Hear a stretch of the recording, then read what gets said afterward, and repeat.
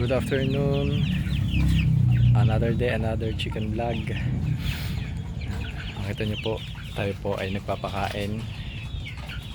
Time check 4 PM. Yan po. Ito po ang ating mga Brahma hens na 5. Pinagsama-sama na po natin.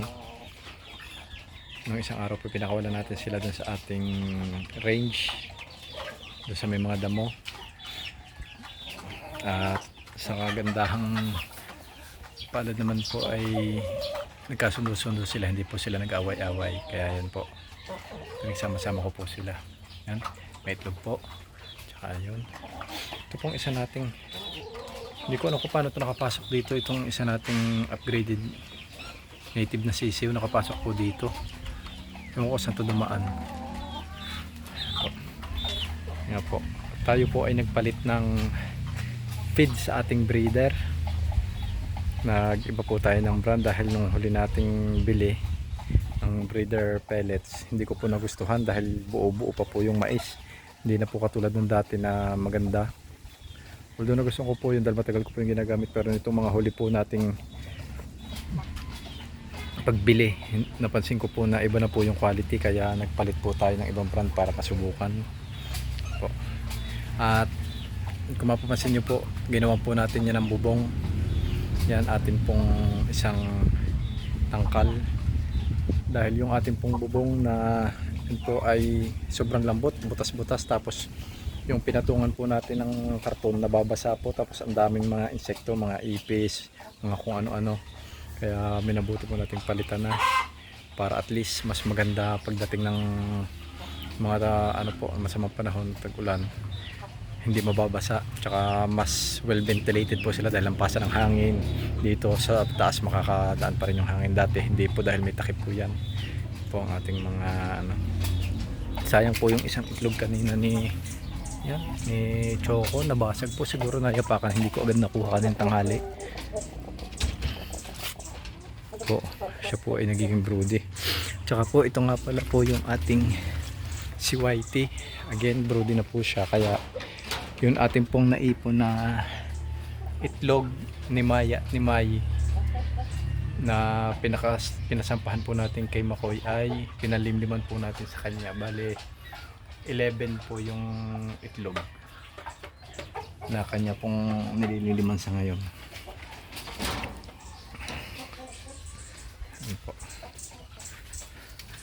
At ito naman pong ating mga stags. Yan, sinimula na po natin silang i-mix ng breeder pellet dahil magpipitong buwan na po sila sa asais, kaya yung ating mini pellets ay unti-unti na po nating sinasamahan ng breeder pellet para hindi po sila manibago pagka nag 100% na po tayong breeder pellet. Yan po,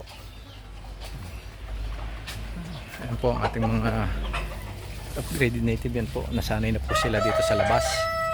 Ito po yung ating isang hen. Ayun, ang itlog pala siya. Ayan.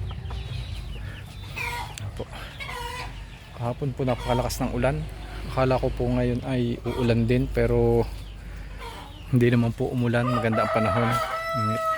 Tsaka nga pala po dito sa ating mga native ay nagpalit din po tayo ng isinasama natin do sa mixed grains. Nagpalit po tayo ng pellet. May bago po tayong sinubukan na pang breeder. Dahil yung binibili po natin dati 3,000, yun lang po ang available doon sa brand na yon. Ngayon po ay meron na pong 4,000 doon sa isang brand na sinusubukan natin. At bali 2 araw na po natin sila sinusubukan at okay naman, laging ubos ang kanilang pagkain, minsan kulang pa. Yan, maaliwalas naman ang panahon. Maganda naman, sana hindi na umulan. Yan. Ito.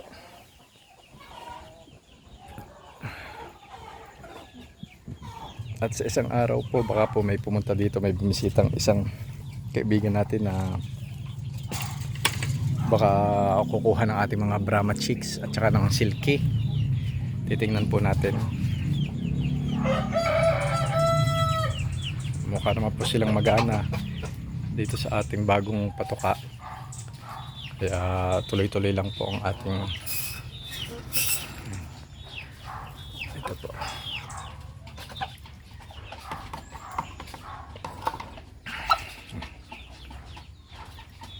Sila po ay bali ito po ay si Mira, anak niya po yung yun si Mona, anak po niya, at saka yung isa po nating inahin na kasama ng ating mga sisiw, anak po niya yan, yan. Ito po si Mari, ito si Mina, ayun po si Pipa yung isa, nakasundo niya po itong iba.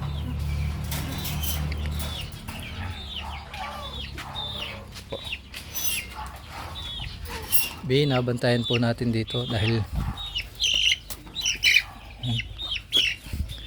binabantayan na po natin dito dahil masyado pong madaming maya, baka maiputan na naman yung ating pong pagkain at makain ng ating mga alaga. Mahirap na po, baka magkasakit na naman.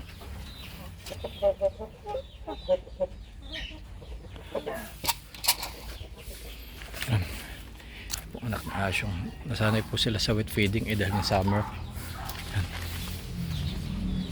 Choco,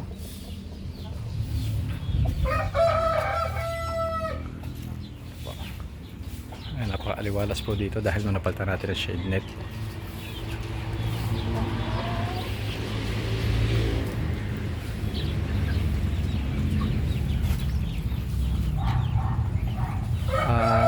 Siguro po bago po tayo mag December, makakapagpapasisiw pa rin po tayo ng ilang pang batch. Baka makakahabol pa tayo ng December.